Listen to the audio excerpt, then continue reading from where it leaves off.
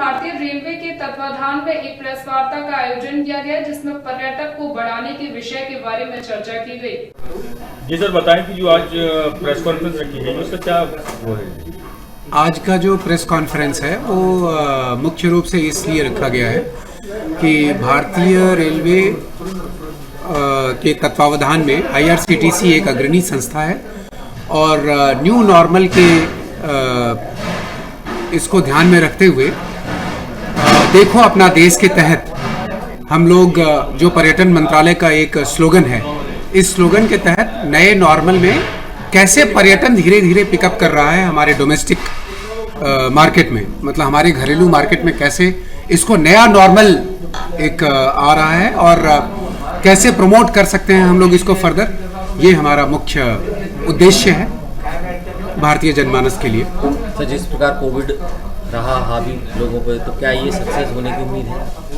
बिल्कुल, आपको सुन करके बहुत अच्छा लगेगा जब 12 फरवरी को हम लोगों ने डिलक्स सर्किट स्पेशल ट्रेन पधारो राजस्थान के तहत 84 आदमियों ने 84 पर्यटक उस ट्रेन में गए और बहुत बहुत उत्साहवर्धक उनका अनुभव रहा जो उन्होंने हमारे साथ शेयर किया है।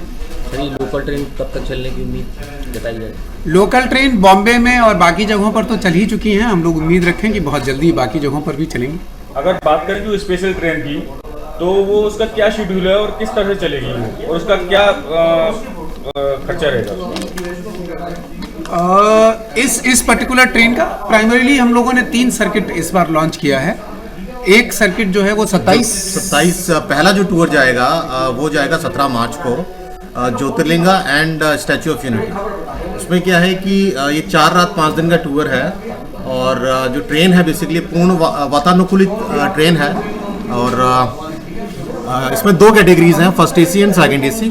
और ट्रेन में 2 इंडियन रेस्टोरेंट्स हैं, स्टेट ऑफ आर्ट किचन है और जो डेस्टिनेशन कवर कर रहे हैं हम लोग, इसमें हम लोग लेके जा रहे हैं, सबसे पहले लेके जाएंगे उज्जैन में नाइट स्टे करके वहाँ पर 2 दिन का 2 ज्योतिर्लिंग हम लोग कवर करने जा रहे हैं, जिसका नाम है ओमकारेश्वर एंड महाकालेश्वर। और उसके बाद हम लोग ट्रेन जो है फर्दर जाएगी आपका केवड़िया, जहाँ पर हम लोग कवर करेंगे स्टैच्यू ऑफ यूनिटी। और ये ट्रेन जो है 17 मार्च को जाके 22 तारीख को वापस ये ट्रेन दिल्ली सफदरजंग के लिए लौटेगी। और जो इसका जो किराया है फर्स्ट AC का और सेकंड AC का मैं आपको बता देता हूँ। जो फर्स्ट AC का किराया है ट्विन शेयरिंग बेसिस पे वो है 32,330 रुपये पर पर्सन प्रति व्यक्ति और जो सेकंड AC है उसका है 24,705 रुपये प्रति व्यक्ति।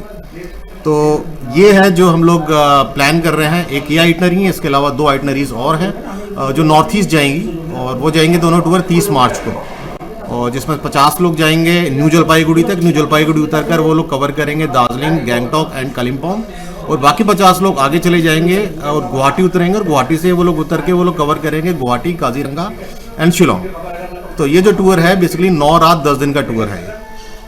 और इसका जो प्रति व्यक्ति जो चार्जेस हैं, सबसे पहले मैं बात करता हूँ दार्जिलिंग, गैंगटॉक, कालिम्पोंग की। तो उसका जो प्रति व्यक्ति चार्ज है ट्विन शेयरिंग बेसिस पे 49,070 रुपीज़ और फर्स्ट AC में, और सेकंड AC में 39,780 रुपीज़ पर पर्सन।